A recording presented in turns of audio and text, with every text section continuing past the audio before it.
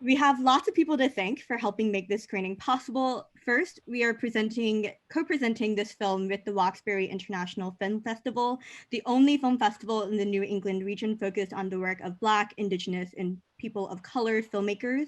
Co-founder and director Lisa Simmons recorded an introduction to this film, which you can watch if you're watching Unapologetic through our Eventive page.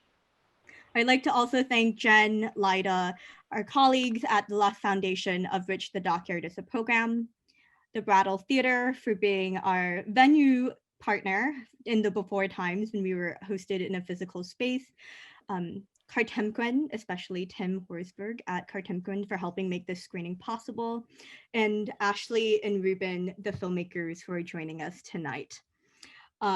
Oh yes, and also a huge thank you to Kayla Myers, the DocYard series producer, who is working her magic behind the scenes, moderating the chat, and making sure that all of your questions for those who are watching on Facebook do get seen by us here in the Zoom webinar. Before I introduce Ashley and Rubin, I'd like to start by acknowledging that I and many in the audience are physically located in what is currently known as the Greater Boston area. But these are the traditional and unceded lands of the Massachusetts people, whose name was appropriated by this Commonwealth. As we celebrate the democratic process this month, let's remember that the struggle around naming, collective memory, land recognition and return extends far, far into our past. Thank you again for joining us. Because I just mentioned this election that we're coming off of and the lame duck season that we're currently in, I think it's super timely and pertinent to present a conversation about the craft of this politically powerful film, Unapologetic. To me, it's in the spirit of the film that Unapologetic asks us to consider that I have not only the director, who is also producer and cinematographer of this film, but also Rubin Daniels Jr., the editor of this film. Unapologetic follows two Movement for Black Lives activists in Chicago, Janaé and Bella.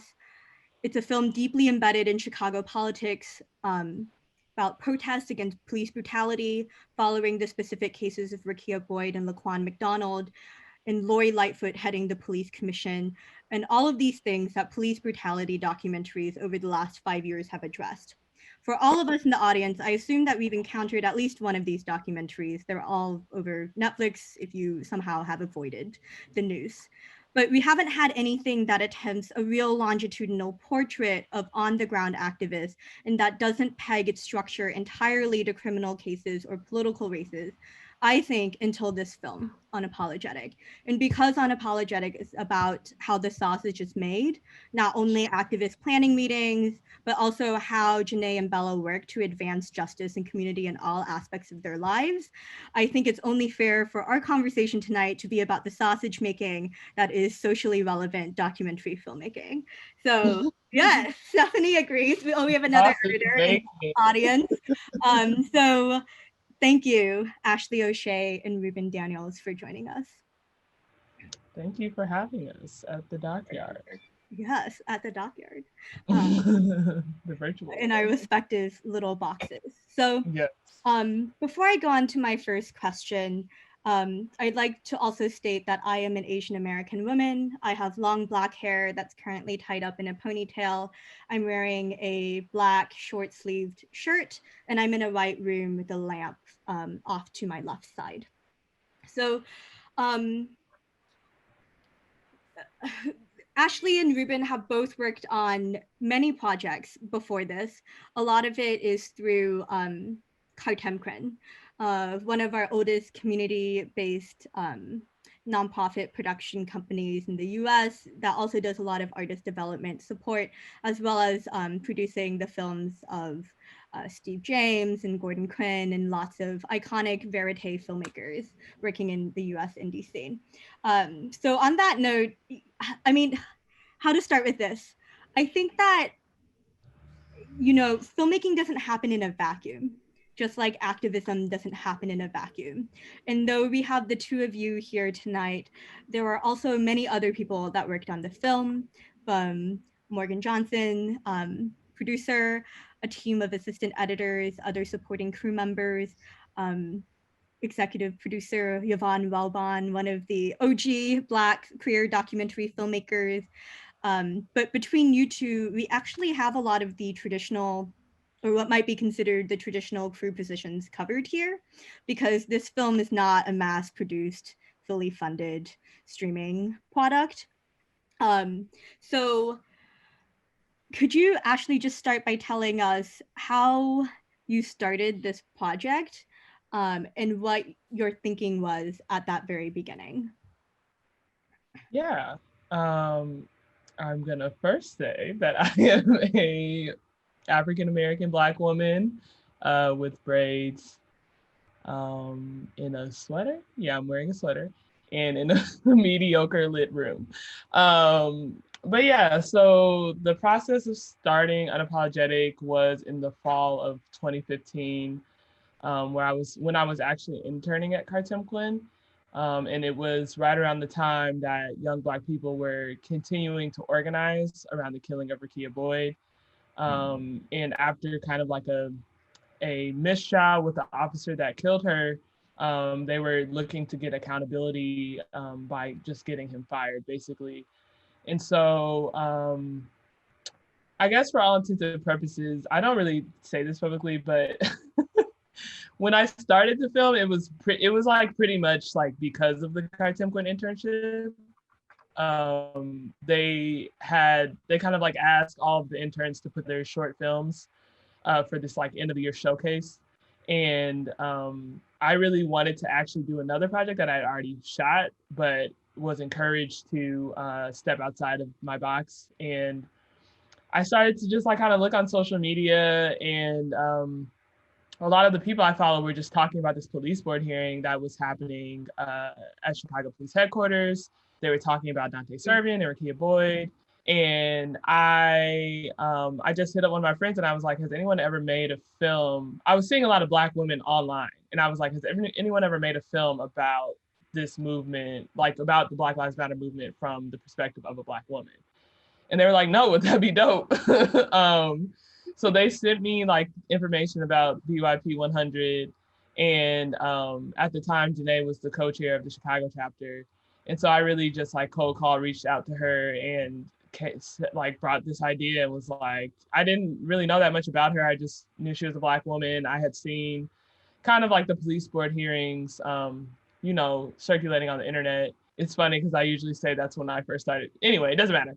I talked to her, and then I went to like a BYP 100 orientation, and then that same week I went to like a protest with her, and yeah, I was just really energized by everything that she was doing, and I was just really curious because a lot of the young Black organizing collectives were starting to organize from this Black queer feminist lens, and that wasn't something I really seen in my formal education, so I wanted to explore what that looked like from the perspective of originally Janaé, and then it, snowballed into what it is today.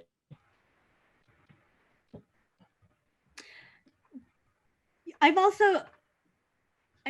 have a list of questions prepared, but I'm going to skip ahead a little bit because I'm really curious about, because what you described is essentially the work of a producer.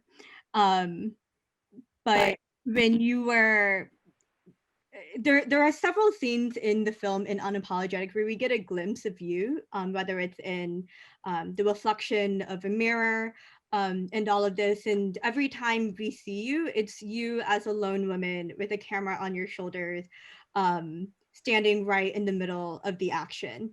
And to me, this is actually quite extraordinary because in the footage of the protests, in police commission hearings, you get amazing coverage of everything that's happening. It seems like you're moving around the room a lot. All of this, could you just tell us a little bit more about what you're thinking about when you are filming these things? Are you sort of, because it occurs to me that when I watch the footage that's in this film, you're not sticking only with one subject or one character. It's about kind of the body politic to me. You like get these wide shots too. Yeah. That was initially definitely a happy accident because I just did not have the support or the Mm, equipment to hire a full film crew, especially with the rate that like actions and things were just happening. Like I was, filming at least once a week, if not more. And a lot of times I would be finding out about it like the night before or the morning of. And so I guess like kind of as like that kept going along, I realized at some point that there was just like a level of intimacy that I was achieving with them, that was because it was just me. And especially like with the community organizers and wise, there's a lot of like mistrust of the media and worry about surveillance. mm, And so I think even when we kind of got to the point where we could access a bigger film crew or more equipment, I still stayed pretty nimble because I was worried like if we brought more people in, it was gonna like mess up like even like the birthday party scene. I couldn't have come up in there with like a full camera and sound team. Like that just people were drinking and doing whatever else. So like I had to kind of look like I was just at the party like with them. Um, so yeah, and I just think it ended up like really serving the story in the end because like you get to feel the intimacy, and then I think if you watch the film, at least from my critical perspective, like the cinematography gets better as it goes along because I actually learned how to shoot a documentary. A lot and because of a lot of people like Cartemquin Films and just like being a freelancer, like I learned kind of like the beats of the scene and like what I need to get, or like even Rubin being like, can you do this when you go shoot this? Like I need this very particular thing. And so that really improved, and like I think we cut around it enough, but like I definitely have some like imposter syndrome about this stuff towards the beginning because I would literally just be like calling anybody and shooting on whatever camera they had to try to make sure I didn't miss anything. okay. I see in the comments that someone can't hear you. I can hear you fine. So Yeah. just Lisa, let us know if it continues to be muted for some reason. But on that, well, on the camera work getting better, I think oftentimes with like films that are shot over the course of years, kind of the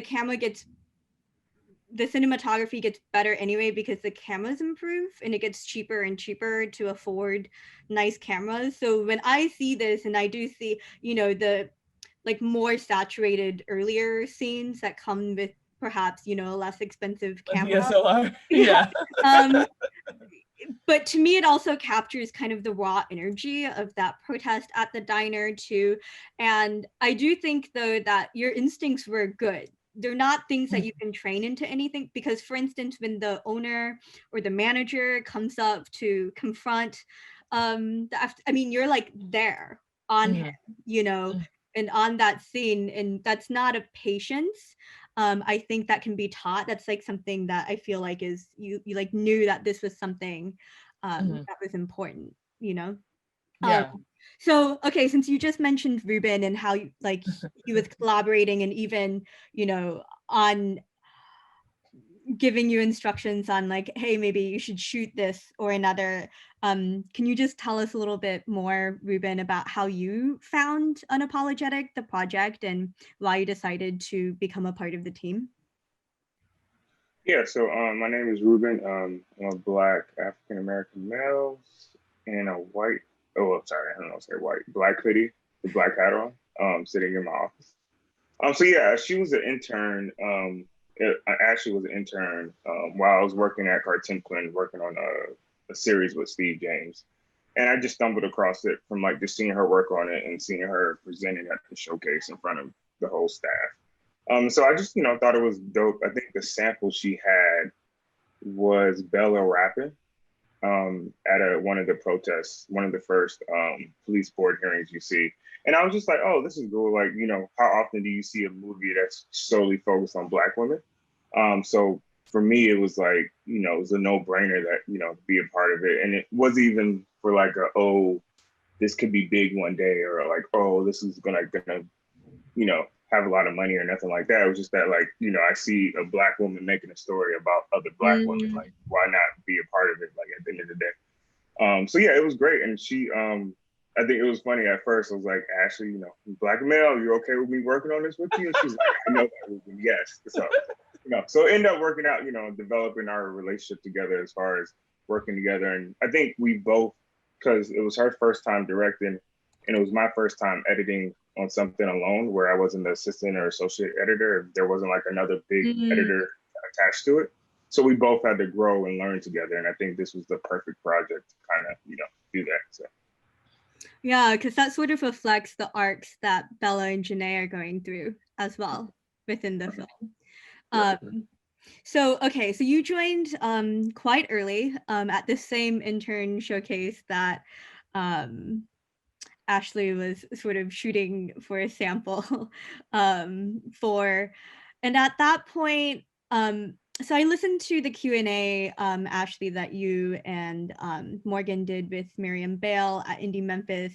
And something that I learned from that Q&A was that at first you were trying to make a film about perhaps the system or kind of the overall, like a kind of group community of activists and organizers, and it was later through sort of the editorial process and from showing rough cuts to other people that it became more character driven and it coalesced around Janaé and Bella as subjects.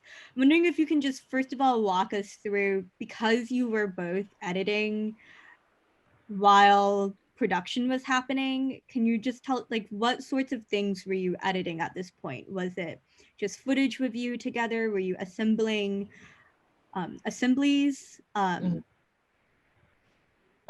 mean, at first we were trying to do everything because, like I was telling you before the call, or like there was something happening every week, like an event or a direct action.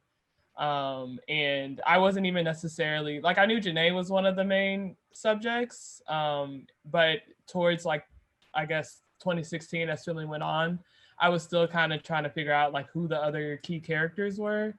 So because of that, I was filming, you know, not just with BYP 100, with like Let Us Breathe and Asada's Daughters and like all these other Chicago community groups. And then they all had overlap. So you know, I would often run into the same people at different events. And so I think at first, like I feel like in May of 2016, we had to pull together a demo for the fellowship that I was in with Cartem Quinn. And I feel like that for the first part of our relationship, I feel like was just us like trying to cut that demo together to see, like, try to figure out what the story arc was. We actually had 3 characters at the time, so it was like even more jam-packed. And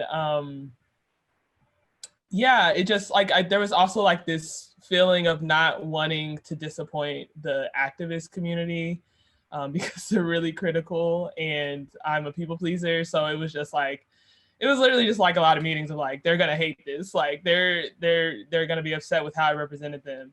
And so that's partially, like, to be frank, I think that was a lot of reason why I was trying to tell all the stories, because I didn't want anyone to feel like they were left out or that they were being misrepresented. But yeah, I'm not sure exactly when it kind of switched just to Janaé and Bella. Maybe like, you know, we did a crowdfunding campaign later that year and got some more money. So maybe after that, and I kept following them throughout 2016.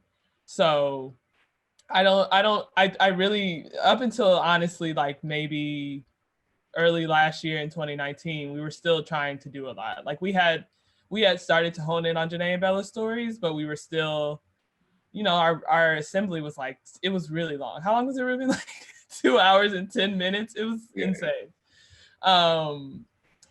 But yeah, I'll stop talking. Yeah, I mean, I think a lot of that was just what she touched on, and trying to please everybody. And then, you know, we had to have a few come to Jesus moments, like, you know, we got to focus on Janaé and Bella, and through them, their lenses will you branch out and touch on other people. But at the end of the day, everybody's not going to be happy. It's just not going to happen. I think that's indicative of why you have so many different organizations everywhere, because, you know, people want to organize this way or they want to organize that way, and then they branch off and like, okay, I'm gonna start my own thing, or I started in this organization, but I don't like what they're doing, so I'm gonna split and do this, you know. So I think, you know, trying to cover all that would have had to been like a 20-hour series or something. Like we just couldn't do that. So Are there Yeah. plans for a 20-hour series spinoff of Unapologetic?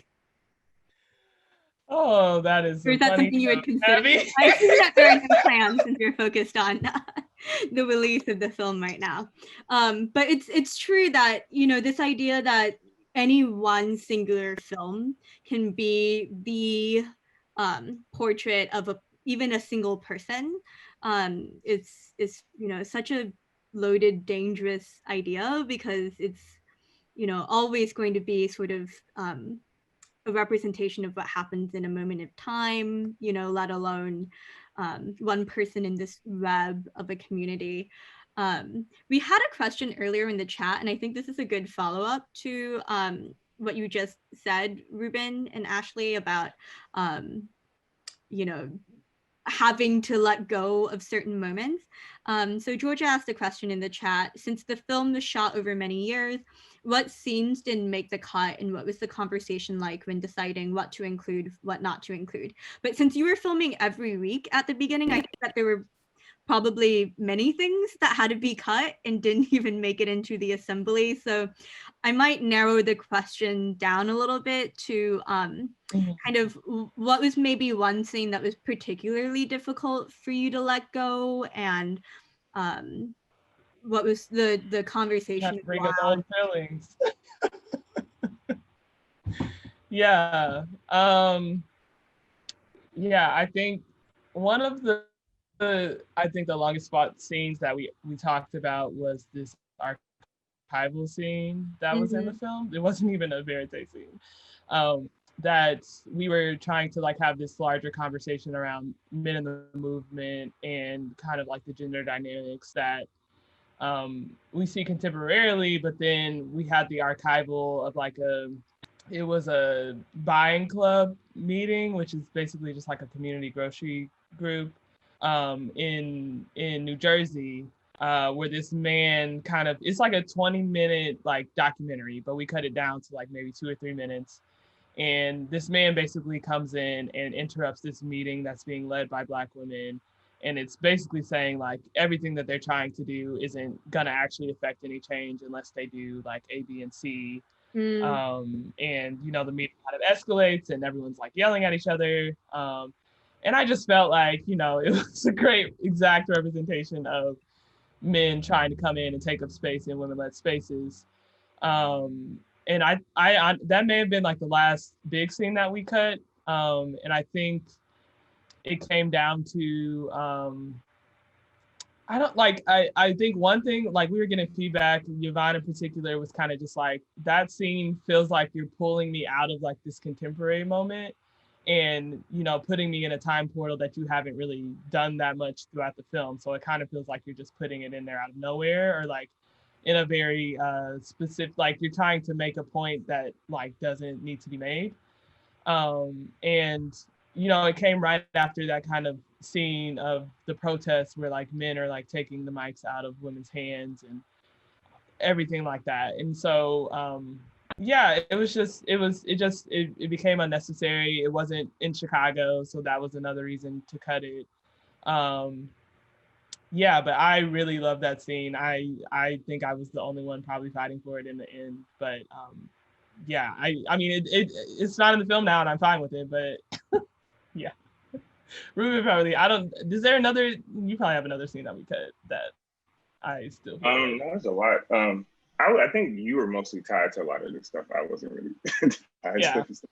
But as you know, I think everything for babies, which is, you know, understandable. I think visually there was a scene she shot early on where they shot on Lakeshore Drive, which is like a major highway in Chicago, and they had Beyonce's like formation, the outfits and everything like shut in. So visually it looked very stunning. So I was kind of sad to see that go, because visually it looked really good. But other than that, you know, once we talked everything out, it wasn't like, I mean, there's of course a bunch of more issues that we could have touched on and this, that, like, you know, sexism in the movement or stuff to where like, you know, somebody being in your organization that has been accused of, you know, rape or anything, like stuff like internal stuff that we could have got into, but then it starts to get so messy and sticky and stuff that it just didn't end up, you know, making the film. So. Yeah. Yeah, I think one of the real strengths of this film is that you've corralled a really wide variety of material and experiences. Like, we get to see both Bella and Janaé in more quote unquote professional settings and celebrations, birthdays, at home, traveling to other places as they gain more and more national recognition, both of them for their work. But we also have these moments where there's interviews with people who sort of establish more of the historical stakes of platforming the voices of Black women. There's also weaving through the film the poem, the performance that opens the film, which has this, you know, really beautifully kind of like powerful feeling. And I'm just, if you can just talk, Rubin, this question's for you, like the act of balancing all of that. What were some of the challenges that you faced, and what was sort of your guide through how to figure out the balance? Yeah, I think it was, I mean, actually definitely had a lot of ideas from the start. Cause like even like that poem, there's like three of them, but only one of them made the, like they were supposed to come back two other times in the different locations, a different poem. So she was very like from the beginning, like I want to include this, this, and this. And like, so just working from it, or even in the beginning, you see the archival stuff. So there was different elements, you know, from the beginning she really wanted to include. And I think the balancing act was kind of like, as far as like, let's get Janaé and Bella's story together. And then from that, where can we like dip in and out of stuff? Like what's good breaking points? Like where can we diverge from here? Where can we go here? Like Men in the Movement stuff, you don't see Janaé and Bella, but at the time where we're seeing that, it makes sense to see like men taking mics or doing this or doing that, and then come back to them and hear their thoughts on it, or you know, whatever the case is. So I think it was more so like we had all these ideas, and it's like, okay, well, what's essential, and let's narrow it down, and let's get it to like what actually makes sense for the film. Yeah, I'll brief this, but I think also we got to a point when we were finally able to like sit and cut the film full time for a few months, and we had like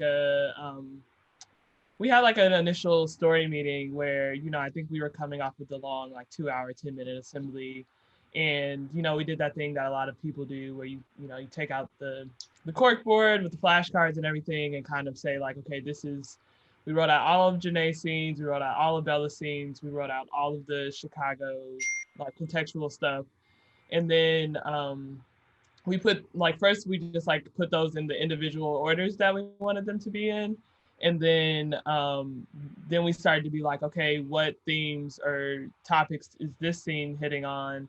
Is it repeating itself somewhere else? If it is, can we take it out? And then, you know, after kind of identifying the mood and themes and feelings of each scene, that's when we started to like interweave all three of the storylines, so that it, you know, could feel really cohesive. And I think even at one point we did like, before the assembly, we just did like a string out of all of Janae's scenes. We did a string out of all of Bella's scenes, to really just try to get a sense of the characters, and like at that point, however long we had been filming with them, just to see like kind of how they had or hadn't changed and how we wanted to show those changes.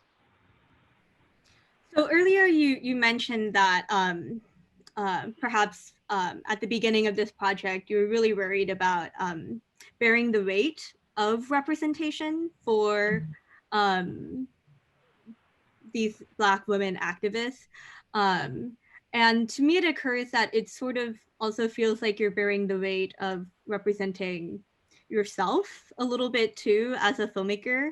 But I'm wondering, like, what were some of the discussions that you were having at that time? Like, what were some of your worries about how you were shooting, how the assemblies, the editing was happening? I think because I am not, or I don't know how to classify it now, but at the time I did not consider myself a community organizer. I did not come up in that scene. I had a very privileged educational background. I went to top tier university, and like I had all sort of that experience that I was coming with. Not to say that people that identify that way aren't in the movement for Black lives, but here I also wasn't from Chicago, so it's like I wasn't a Chicago native. They take that very seriously. Yeah. And it's so important too, because I feel like right now in the documentary industry, like if you are the same race as the people or the community you're portraying, people are like, oh, that's from the community. But to me, like, I'm just like, no, it really, there's all of these nuances are super important. Yeah, exactly. So like I was very much so a learner in the space. And like even when it came to the cases, like I had heard about Rekia Boyd, but I hadn't followed the case close enough to be depicting it in a film. So I just wanted to like, I felt like I was doing the due diligence to really learn and like understand the community, but like I knew it would never quite be the same of like me fully immersing myself.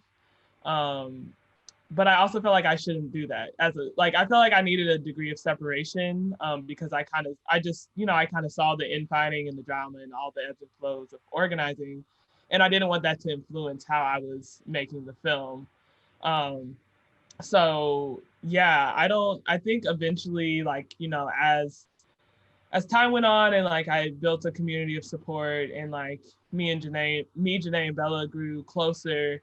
I think I grew more confident in like just making the film that needed to be made and like making the film that served their story the best. And yeah, you can't make a film for everybody. Like it's just that's not an enjoyable film at the end of the day. So I think I tried to like kind of just lean into my experience and like the lens that I was coming at this with. And at the end of the day, some people are gonna love it, some people are gonna hate it. As long as I feel like we had done the due diligence to be ethical and like make sure that we were like asking all the right questions. So here we are. Yeah, and just to touch on that, I think this film is very emblematic of like struggle because I don't think you get this film without the necessary struggle that we had making the film.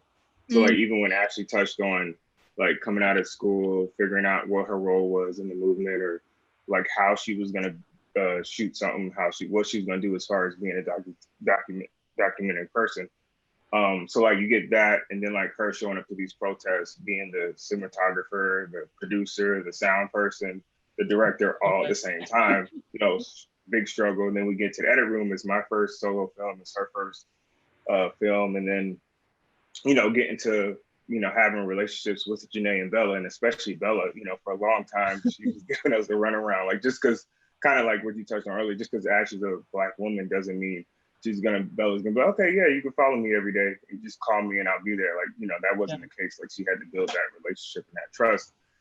So like on every part of the way we struggled, and we had to be creative in a lot of the stuff we were doing when we were making the film. Because like Ashley touched on earlier, at certain times she'll come back with footage. It's like, no, I need this, no, I need that. But at the same time, we had to find a creative way to use what we had and not just throw it away.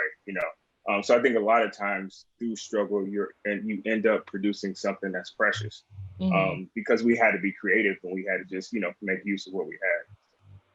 Yeah. And we really did not have a lot of money. I should note that.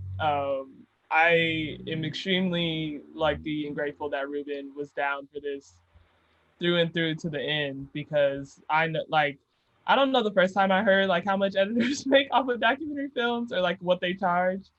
But Rubin was, I mean, pay him now, but like at the time he was really allowing me to he was just like down for whatever. And I think, like he said, like because we were both emerging and we both believed in the ultimate product and where the project was going, we sacrificed a lot, especially financially. And would have to he was working at Cartimquin Films. We would go to Cartimquin after, and he would still be kind of working on the film, and then we'd be in the other room like cutting some scenes.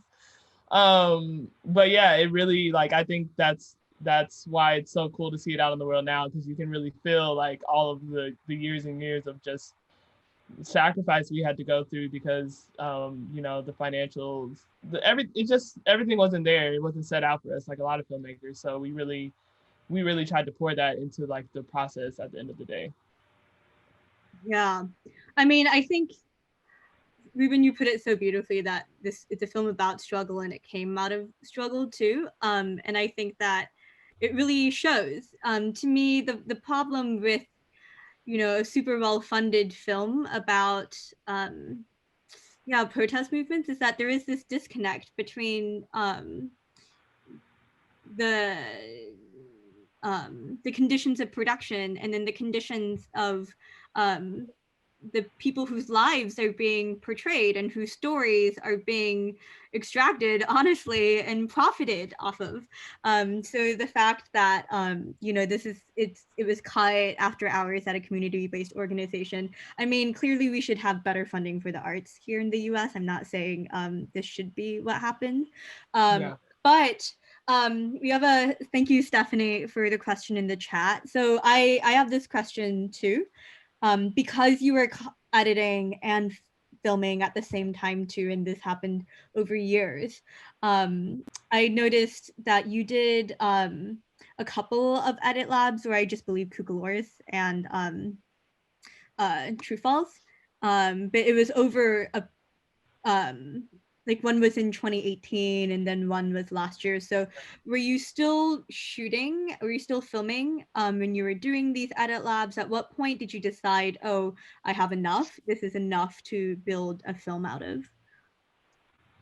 Yeah, I mean, I think the space between those edit labs just kind of points to like my me learning, because I felt whenever I went to the Cucalores film lab, that was probably just a collection of scenes. But by the time we went to True False, I think that was probably the first, like right before that, we had just kind of finished the first assembly. And so that was our first rough cut, but it was really like an assembly, a rough cut assembly. Because like throughout all of those different touch points, I would feel a feeling of completion, but then I would see or experience something else in Janaé and Bella's lives, or hear something about their lives and feel like, there was something more that needed to be said. I knew with Janaé that a big moment for her was going to be when she was approved for her to go forward with her dissertation. So like that was I was filming with her continually, but I was like, once we film that, like I feel like it'll really be done. And then with Bella, we were really like constantly going back and forth with her about this scene in the prison, because we felt like we really wanted to like visualize like what the experience of having a loved one in prison looks like. And that's something that Bella it wasn't just her brother, it was her mom and her dad and like all these other people in her family. I didn't know that's what was going to be the last scene that we filmed with her. I felt like with Bella, it was just like, I felt like there was more to crack below the surface, because she has a very public persona, and she's a performer. Like no matter where she goes, inside or outside, she's a performer. So trying to get her to that point of vulnerability is like what you really have to work to get her trust. And so there were times when I stopped filming with her, but I knew I wasn't done, because we hadn't like really cracked the surface of like what we needed to get to really like feel like we were connecting to her story. So yeah, I don't know, we probably didn't talk for like a few months, and then I just like, me and Morgan was really instrumental in the process as well, just like really like talking her through like what the importance of like showing this journey was, and trying to like give her the resources or offer up resources so that she could be able to go. Like it's a huge financial burden and huge, like all of it is difficult. So once we finally convinced her to do it and like set the date and like got it approved and everything like that, that's when I felt like we were good with Bella's story. But after like probably the first 2 years, we weren't really filming that much like general Chicago stuff. We were really just filming Janaé and Bella. And then at some point I was like, well, now it's a longitudinal study of like their early 20s. So I might as well just keep going until they get 30 or something. I don't know. Yeah. Well, it's true. Like once you're already a few years down the line, yeah, you kind of, just what's another year or two or three, Literally. right? At that point. Yeah. But it is really amazing to see their growth. And we have a question from Jen in the chat too that I think is really great, and perhaps a good question to end on. Though if anyone has any other short questions, please put them into the chat. We are reading all of the questions in your comments. So Jen's question is, can you speak about the decision to interweave both of the birthday party scenes together and your thoughts on representing Bella and Janaé, not only doing this work as activists, but also in terms of rest, fun, healing, care? And actually, I'm notorious for asking very bloated questions, but I'm going to tack on kind of another related question at the end, which you should absolutely feel free to ignore or address or whatever. But I'm also curious about selecting the two of them as protagonists and how their stories are woven together and are kind of placed as opposites. Because I think oftentimes when you have like an activist who is an academic in a PhD program, and then an activist who is a rapper, that these sort of represent two sides of perhaps respectability politics within activism. But their stories are really woven together. They support each other. And to me, this also represents like younger generations and perhaps what we think of being unapologetic, to borrow from your title in general. But I'm also curious about that portrayal as well.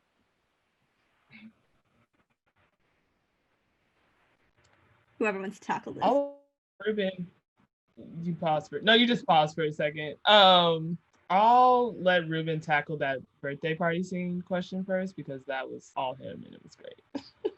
Yeah, I think for a long time they were separate, and then I kind of thought I don't think we can have two birthday scenes. So I also filmed like 2 birthdays with Bella. Yeah. But anyway.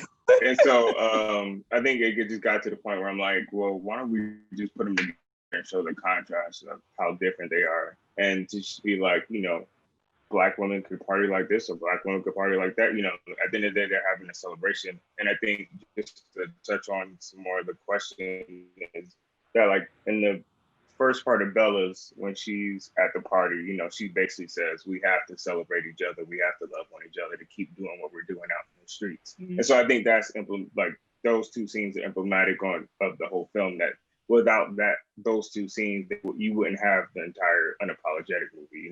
They have to be able to feed off each other, love on each other, and care for each other, because that gives them strength to go back outside and do this, to go back outside and yell at this person, to, check that person.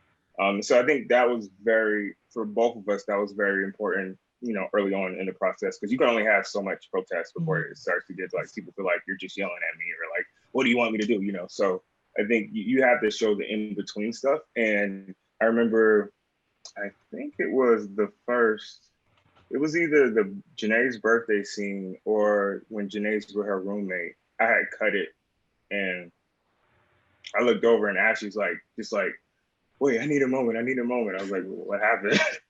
And she's like tearing up, and I'm like, okay, well, me?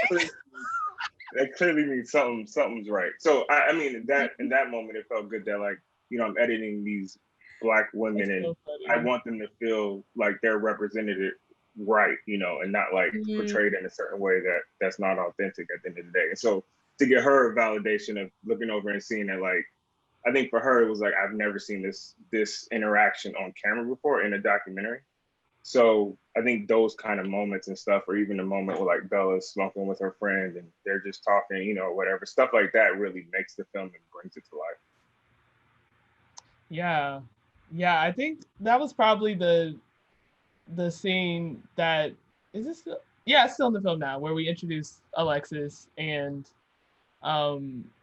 she's doing Janaé's makeup, and they're just talking about how they met each other and all these things. And I probably just got emotional, because that's a big reason why I made the film, is because I wanted the people that I see every day to be represented on screen. Like Black women are everywhere in my life. Like I was raised by a Black woman, like grew up in a community of Black women. So I really wanted like the warmth and joy of that community to come through in this film, because that's like what is driving the movement. It's not, I mean, anger and rage are like absolutely there too, but like what's absolutely driving it is like the love and care that Black women have for their community. And I just felt like what we were seeing in the media was very sensationalized. It was very like, how can I get these beautiful, cool shots at protests, or like these really amazing speeches? Like there was already enough of that. And I felt like this was a chance to like sit with people in their quiet moments, and like the like Rubin said, like the moments where they're building up that momentum, you aren't often like seeing those in the public space. So we really wanted to like strike a balance of that, because that's what the reality is for a lot of Black people, for a lot of community organizers. Like they're trying to find a balance. Um, yeah, and to your question of like selecting the two of them, like uh with Janaé, like I feel like because of I felt like I saw myself in her in a lot of ways, because she has a very like aggressive educational background. I mean, I didn't go get a master's and a PhD, like that's a lot. But she has that background. She's very driven. But she still likes to turn up, and like that's kind of literally who I am. So I was also just like, you're 24 and you're like going after your PhD, like that is really like a brave thing to do. And but I knew that she had a quieter energy, and like she wasn't, I mean, compared to Bella, it's like, you know, it's a contrasting force. But I think they complement each other in a lot of ways. Like Bella, it's kind of obvious, and because she has all this fierce energy, and she's like so small but like packs so much. But like Bella gets really quiet too. Bella gets really introverted too. Like there's a scene in an office where I literally like had issues mixing the sound because she was talking so quietly. Because like when she gets so into herself, she just gets very, you know, reflective and thoughtful. And so I wanted to show how like there can be these two like so-called polar opposites in the movement for Black lives, who are you know, doing organizing in their own ways, but like that everybody, that just because you're an organizer and you're in the movement for Black lives doesn't mean that you can't want to have a spoken word career or a rap career.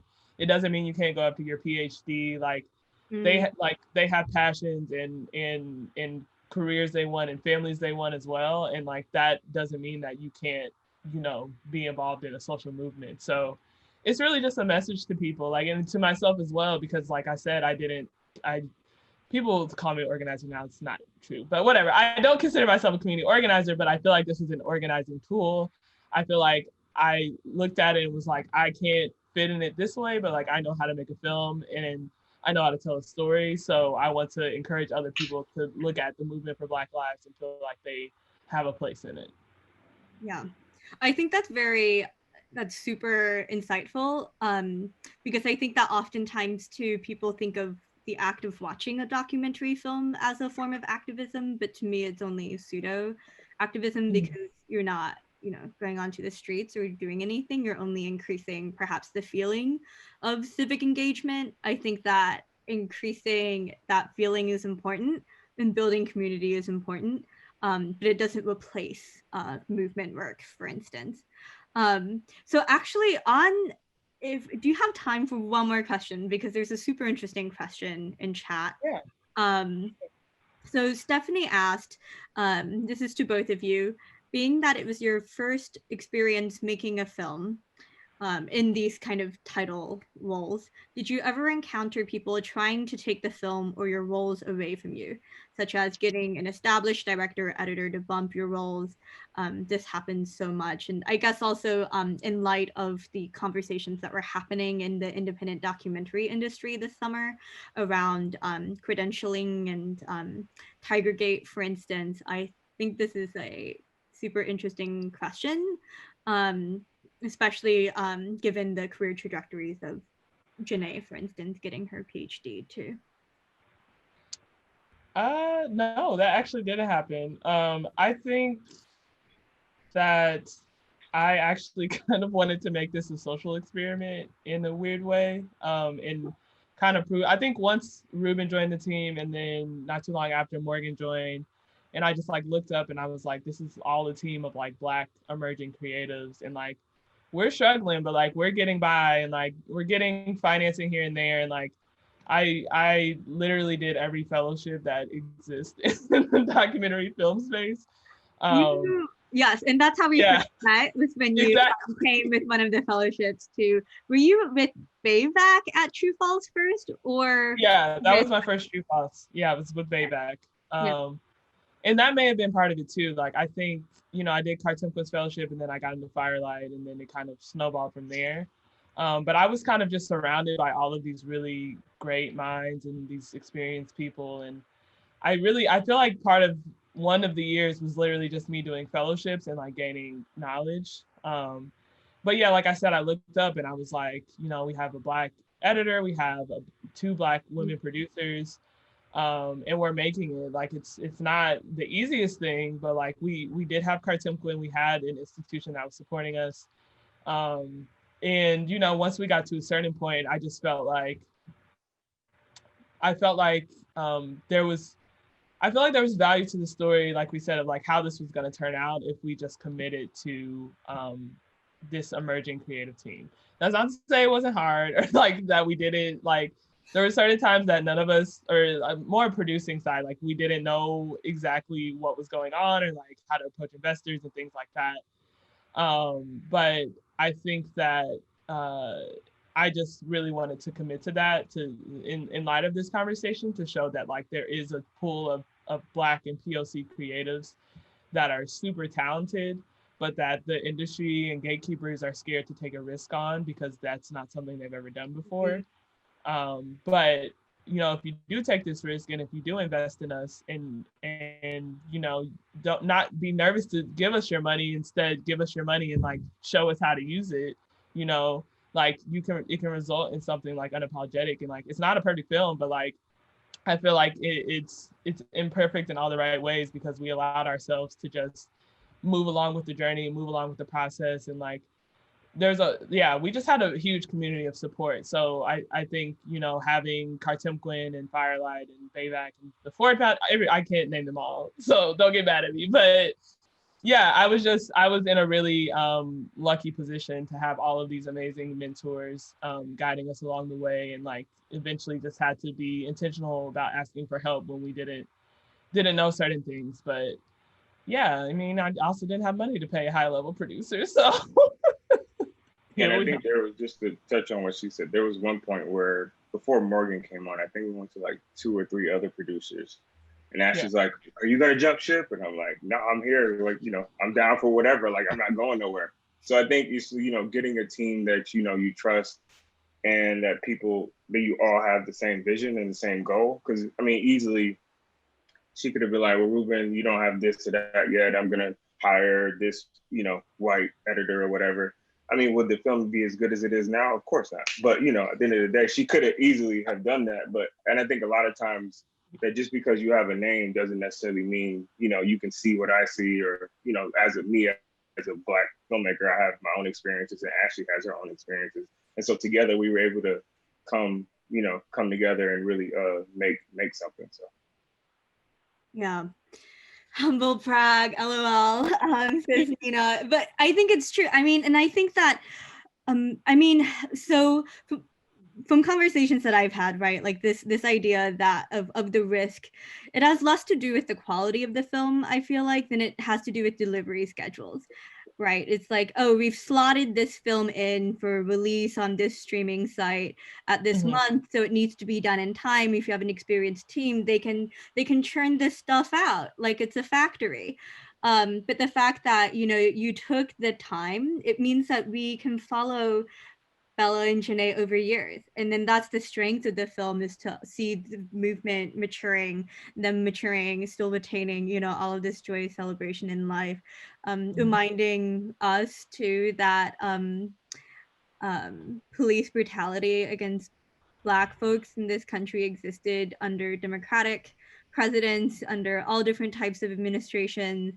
And that's not something that we would have gotten if it had been churned through the cookie cutter factory of Can I say one more quick thing that I think from early on, me and Ashley was on the same mindset that we could have easily put the Laquan video in this. We were on the same mindset that that's not what we're doing. Like, and so we've gotten feedback before, like, you got to show the video, you got to show the video. And I think for us, coming from a different vantage point, that, you know, if you're not Black, you're not a person of color, for you, seeing that video is different than me and Ashley watching that video and having to play it over and over again and put it in our film. So I think you get that type of, you don't necessarily get that same type of understanding if, you know, it's just to call what is if a white editor was doing this, you know, because that could have been easily an argument between them and Ashley, where I was like, no, I totally agree with you. Like, this isn't even a conversation. Absolutely. So it's filmmaking for the community, just like it's activism for the community. Right. And I think that's so beautiful. Any last words before we sign off? Anything you wanted to add? Just because I feel that it's inappropriate for me to end this conversation if we're talking about the importance of platforming the voices of Black women. That's why I asked.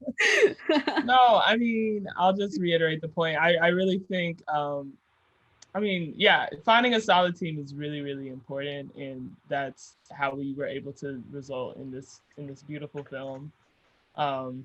And like Rubin said, like, if you have to like really have those conversations up front about what you're trying to get at, and even if the knowledge and experience aren't necessarily there yet, like just leaving yourself open to the possibilities and you know, just allowing yourself to go on the journey, I think is what we both learned a lot with this film. And yeah, I'm just grateful to be here.